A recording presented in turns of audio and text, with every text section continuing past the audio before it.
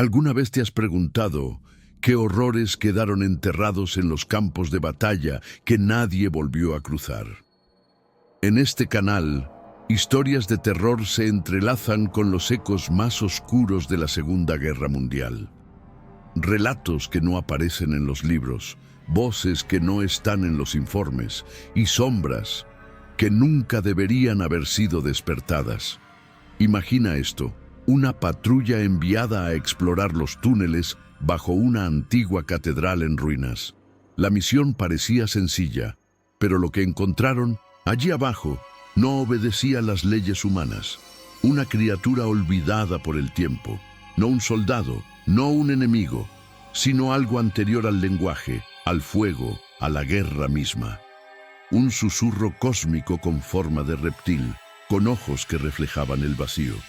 Dicen que fue sellado con rituales perdidos, bajo piedra y silencio, pero los bombardeos fracturaron más que concreto, y la oscuridad volvió a respirar. Este relato, basado en documentos que nunca debieron ver la luz, es más que un cuento. Es una advertencia, porque hay presencias que no descansan y secretos que prefieren seguir sepultados. Bienvenido al canal Relatos Oscuros de Guerras, donde las memorias olvidadas y las sombras ocultas salen a la luz. Si estas historias te llegan, suscríbete al canal para formar parte de nuestra legión. Sin más demora, vamos directo al punto. Piensa en el siguiente escenario: un grupo de soldados, de nacionalidades enemigas, caminando en fila dentro de una caverna tallada por el tiempo, con el eco de sus pasos rebotando como susurros olvidados en las paredes de roca. No son amigos, no son aliados, pero han sido elegidos, no por sus ejércitos, sino por algo más antiguo, algo que llevaba siglos esperando bajo tierra. ¿Alguna vez te has preguntado qué sucedió realmente en los rincones olvidados de la guerra? Esos lugares donde los mapas terminaban y comenzaban las sombras. El capitán británico William Crane no sabía qué esperar cuando lo arrancaron de su celda en un campo de prisioneros alemán. Su único crimen, haber dedicado su vida a la arqueología militar. Pero cuando los hombres de la Ahnenerbe lo llevaron a un tren sin marcar junto a otros oficiales capturados, comprendió que lo que les esperaba no era una misión de rescate. Era algo más profundo, más oscuro. A su lado viajaban el teniente soviético Iván Korolev, capturado durante la carnicería de Kursk, aún con la mirada vacía de quien ha visto cosas que prefiere no recordar. René Delacroix, médico del ejército francés, arrastrado allí contra su voluntad, y Franz Weber, un ingeniero alemán que parecía saber más de lo que decía. Todos ellos reunidos por razones desconocidas, todos con habilidades específicas, todos con cicatrices invisibles. El grupo fue escoltado por 2 historiadores del Reich y una mujer que nadie se atrevía a mirar directamente a los ojos. La doctora Greta Holler, una antropóloga austríaca experta en simbología mesoamericana. Su presencia no tenía sentido hasta que vieron los grabados. Imagina, esto, una losa de piedra volcánica negra enterrada bajo un antiguo monasterio en los Alpes bávaros, que solo emergió tras un bombardeo accidental. Sobre su superficie, figuras retorcidas, serpientes con cráneos humanos, símbolos que parecían moverse bajo la luz de las linternas y una advertencia grabada en varios idiomas apenas visible: no lo despierten. Franz, el ingeniero, pensó que se trataba de una cámara sellada, pero cuando intentó medir la estructura, su equipo falló. Los instrumentos vibraban, las brújulas giraban sin control. Fue entonces cuando comenzaron los sueños, pesadillas compartidas, voces en lenguas desconocidas y una sensación insoportable de que algo con garras y piel agrietada, los observaba desde el otro lado de la roca. La doctora Holler fue la primera en sugerirlo. No era una tumba, Era una prisión, y lo que estaba encerrado allí no era humano. Los documentos que el Reich había ocultado hablaban de una criatura invocada por una cultura perdida en Centroamérica, traída en secreto a Europa durante los saqueos coloniales. Decían que la habían sellado con fuego, hueso y promesas de silencio eterno.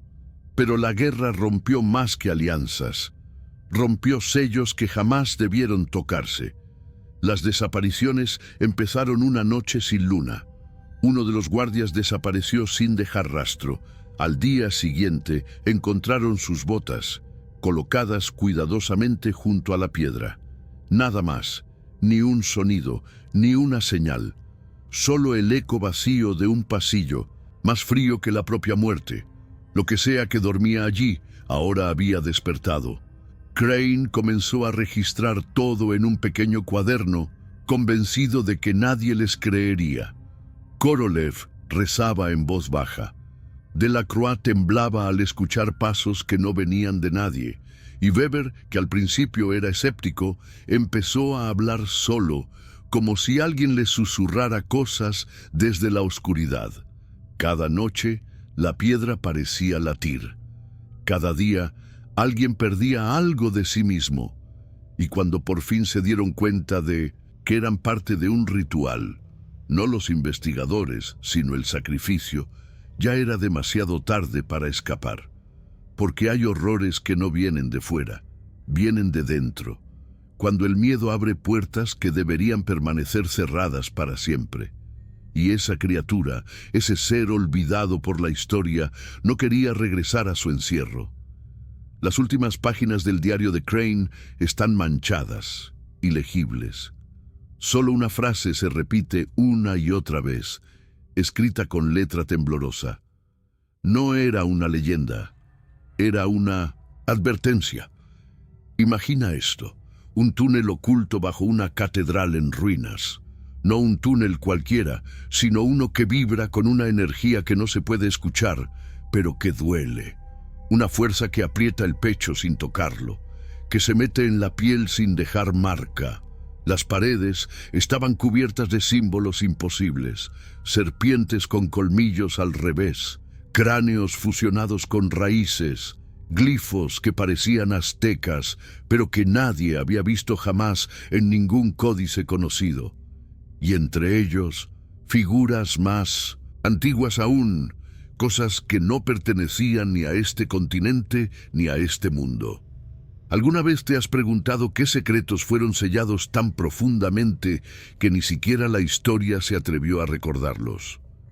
A cada paso hacia abajo, el aire se volvía más denso. No era solo humedad, era como si algo los empujara hacia atrás, como si el propio túnel los rechazara. La luz de las linternas parecía tragada por las sombras y el silencio era absoluto. No un silencio natural, un silencio construido, impuesto, uno que gritaba dentro del alma. William Crane fue el primero en sentirlo, primero en sus sueños, luego en visiones mientras estaba despierto. Junglas cubiertas por niebla, rituales con fuego negro, cuerpos cayendo en pozos infinitos. Y siempre esos ojos sin pupilas, inmóviles, esperando desde lo alto de una pirámide que no se elevaba, sino que descendía hacia el centro de la tierra. Una pirámide invertida, tallada para encerrar algo que no debía subir. El doctor Weber, visiblemente afectado, examinó las paredes con manos temblorosas, y entonces lo dijo casi en un susurro, como si temiera ser escuchado por lo que habitaba allí. Esto no fue tallado, no con herramientas. Estas formas no fueron hechas, fueron formadas, como si la piedra hubiera obedecido otra cosa. El grupo entero se detuvo. Los ojos de la doctora Holler se fijaron en una inscripción que parecía moverse con la luz. Una figura en espiral rodeada de esqueletos con cuencas vacías. Ella, experta en culturas mesoamericanas, no reconocía ni una sola línea. Y eso fue lo más inquietante. Descendiendo metro a metro, lo que antes era duda, se convirtió en certeza. Ese lugar no había sido construido por humanos, o, al menos, no por humanos que caminaran sobre esta tierra tal como la conocemos, y la piedra seguía latiendo. ¿Alguna vez te has preguntado qué pasaría si cruzaras una puerta que no fue hecha para ser abierta? A 30 metros bajo tierra, donde la luz ya no se atreve a entrar, el grupo encontró una cámara circular cubierta de un silencio tan profundo que ni los latidos del corazón parecían permitidos. En el centro descansaba una losa de obsidiana, perfecta, oscura como el vacío, y tallada con una figura que no pertenecía a este mundo. Tenía forma humanoide, pero su cuerpo era alargado, cubierto de escamas, con brazos delgados que se entrelazaban como serpientes vivas.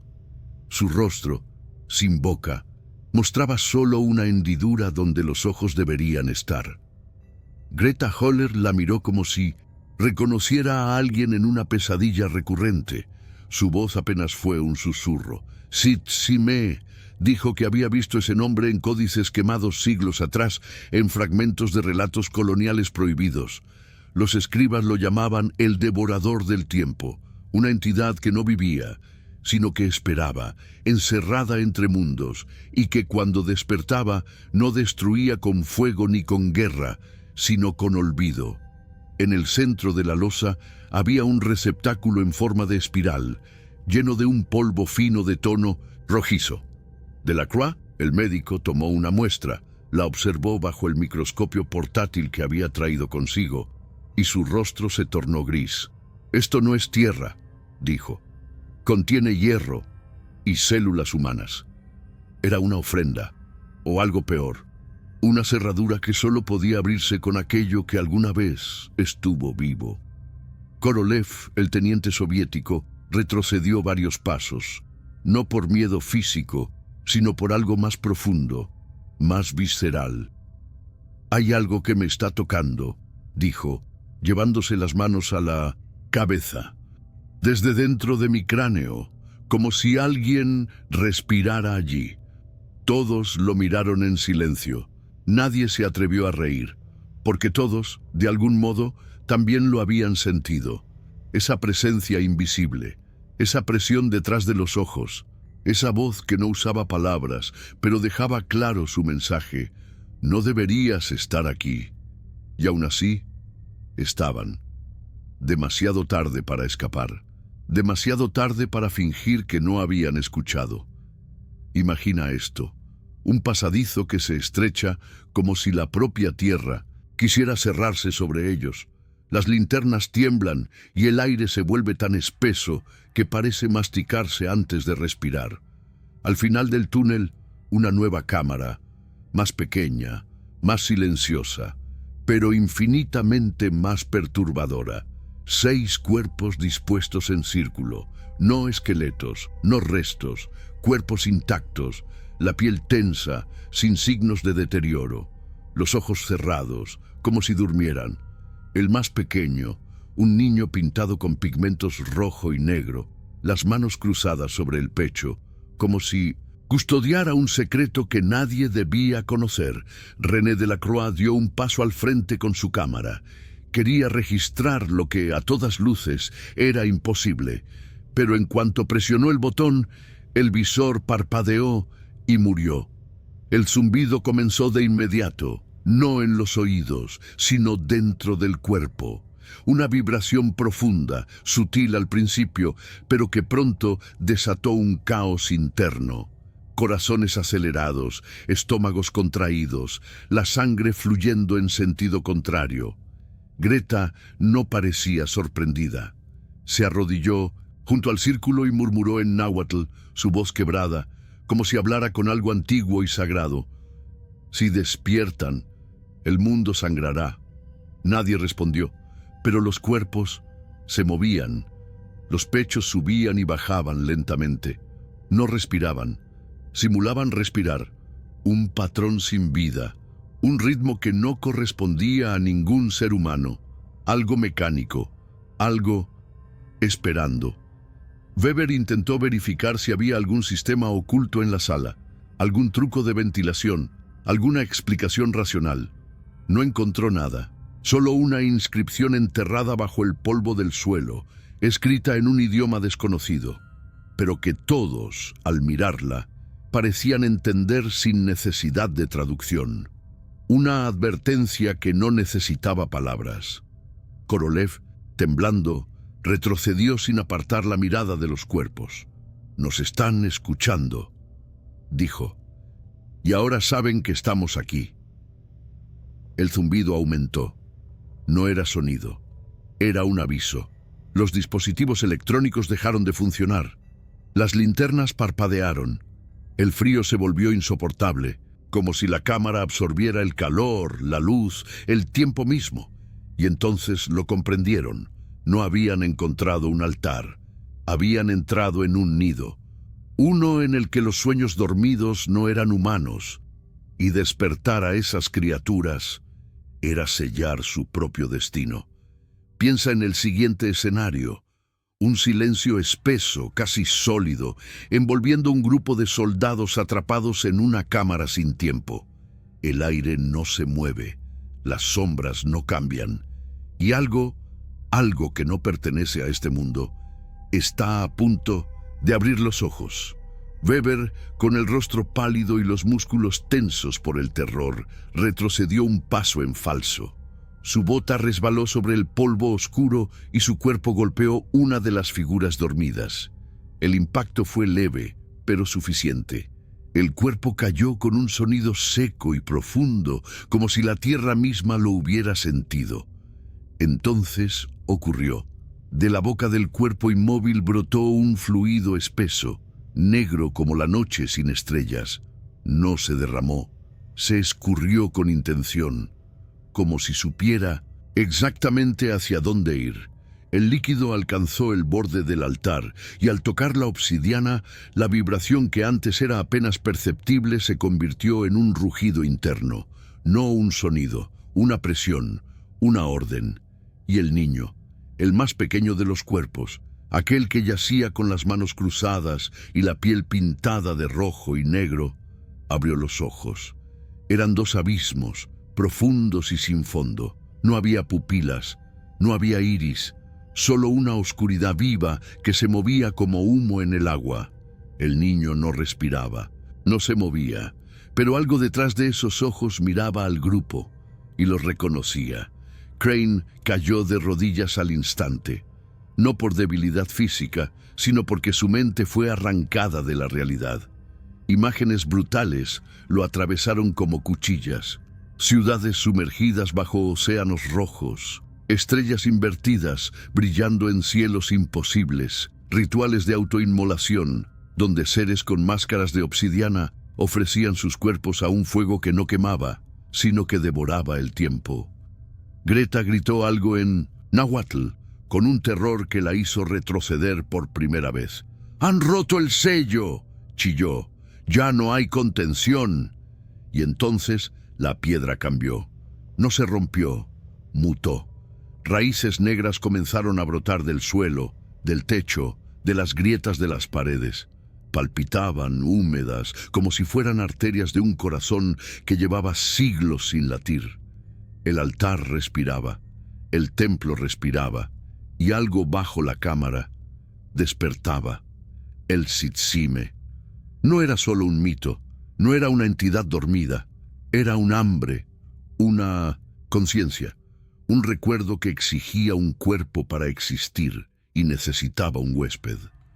Korolev, dominado por un pánico animal, levantó su arma y disparó hacia el altar. El eco de los disparos fue tragado por las paredes, pero la criatura no sangró. La criatura lo miró y lo entendió. Las raíces negras se lanzaron sobre él, no lo destrozaron, no lo desgarraron, lo absorbieron, como si lo tragaran sin dejar rastro, como si lo reintegraran a algo que siempre le perteneció.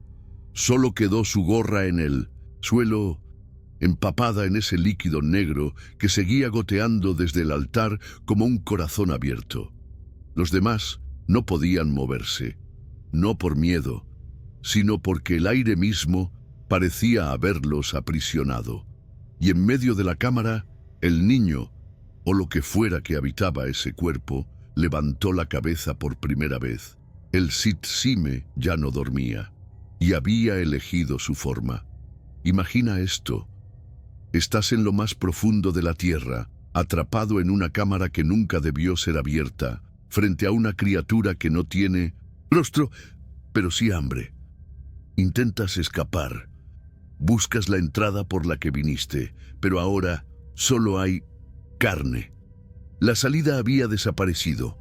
En su lugar, una pared viva, palpitante, húmeda, que respiraba al mismo ritmo que el altar. Una masa orgánica imposible, cubierta de venas oscuras que se contraían con cada latido del Sidsime. El túnel que los había traído hasta allí había sido devorado por esa cosa. No había puertas. No había regreso. Solo un susurro silencioso que repetía, sin palabras: nadie sale. Franz Weber fue el primero en perder el control. Su lógica, su ciencia, su mente analítica, todo se rompió al ver un ojo abrirse en esa pared. Un ojo enorme, sin párpado, con una pupila que no reflejaba luz, sino profundidad. Gritó, tropezó, cayó de rodillas y el ojo lo absorbió, no lo atacó, lo inhaló, como si la pared respirara a través de él. No quedó ni su voz, solo un susurro pegajoso que se disolvió en el aire. Delacroix, con el rostro empapado de sudor, comenzó a balbucear.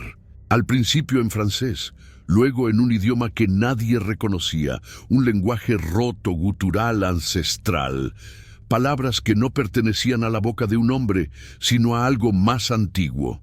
El médico se llevó las manos a la cabeza, como si una tormenta invisible lo desgarrara por dentro. El tiempo se fragmentó para él. Ya no sabía si estaba allí desde hacía minutos o siglos. Greta, temblando, se acercó a la losa. Sacó un cuchillo ritual de su mochila, una reliquia de obsidiana decorada con símbolos mayas, y sin dudar se cortó la palma. La sangre cayó, gota a gota, sobre el receptáculo en espiral. Las inscripciones comenzaron a brillar, no con luz, sino con movimiento. Las figuras se retorcían como si estuvieran vivas, despertando de su tallado eterno. Pero el niño, esa figura imposible en el centro del altar, no se movió. Solo observaba, sus ojos sin fondo fijos en uno solo de ellos, William Crane. Él lo sintió en el pecho, una presión que no venía de fuera, era desde dentro. No lo llamaba con palabras, ni siquiera con sonido, lo llamaba con hambre, como si el Sidsime hubiera esperado toda su existencia por ese momento. Por él, William dio un paso hacia el altar, no por voluntad propia. Sus piernas se movían con una lentitud hipnótica. Cada fibra de su cuerpo gritaba para detenerse, pero la voz del Sidsime, una voz que no era voz, lo arrastraba hacia el centro de la cámara. Greta intentó detenerlo, pero su brazo se congeló en el aire como si algo invisible la sujetara. Delacroix murmuraba como un oráculo fuera de sí, y el altar latía, cada vez más rápido, cada vez más fuerte, como si el huésped estuviera a punto de fusionarse con el recuerdo eterno del devorador del tiempo. Y entonces William comprendió. Él no había sido elegido para escapar, había sido criado, formado y traído allí para alimentar el despertar. ¿Alguna vez has sentido que un instante cambia para siempre tu destino? Que, en medio del caos, una puerta se cierra y otra se abre para llevarte a un mundo donde ya nada volverá a ser igual. Eso fue lo que ocurrió con William Crane y sus compañeros, atrapados en la oscuridad bajo una catedral olvidada. Cuando pensaban que podían escapar, la salida desapareció. No era solo una puerta bloqueada o escombros que impedían el paso.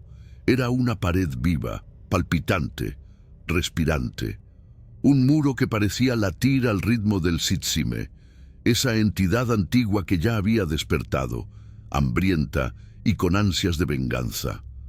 Franz Weber fue el primero en caer víctima de esa monstruosidad, sin poder controlar el terror, entró en pánico y fue absorbido por un enorme ojo que se abrió en la pared, como si la oscuridad misma quisiera devorar su alma.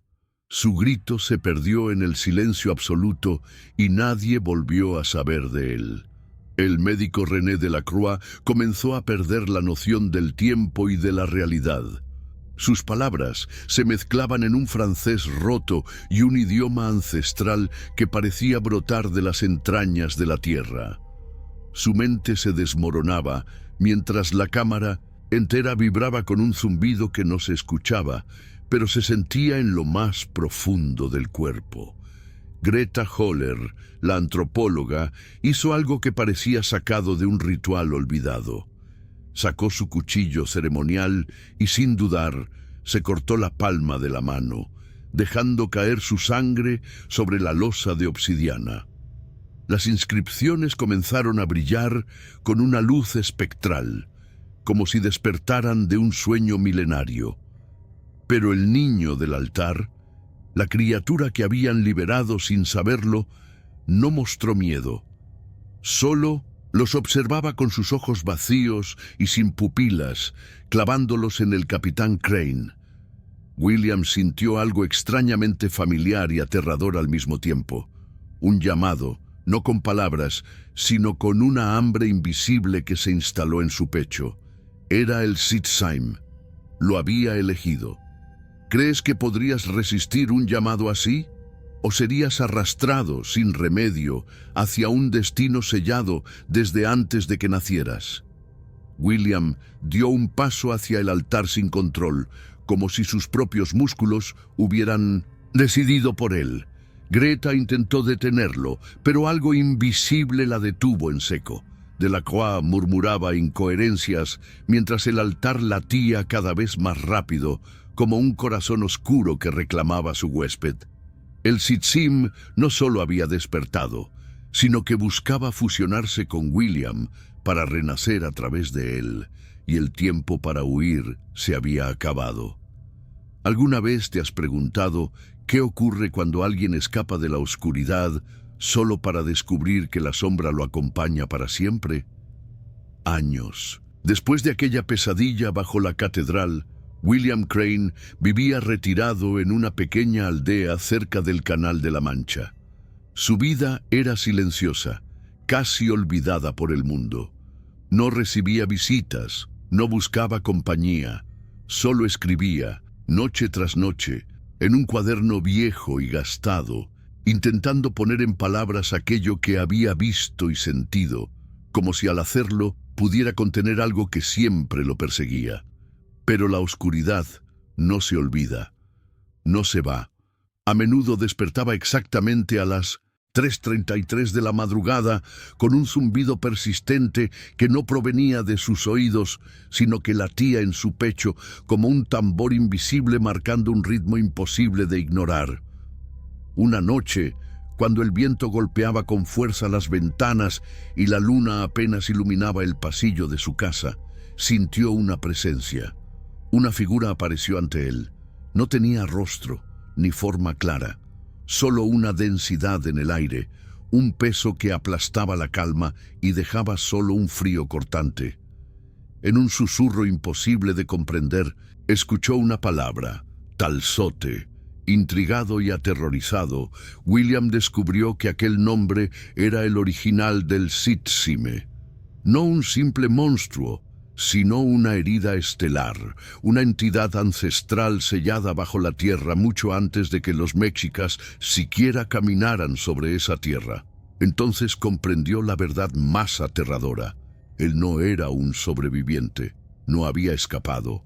Él era el nuevo ancla, el vínculo vivo entre aquella sombra y el mundo de los hombres.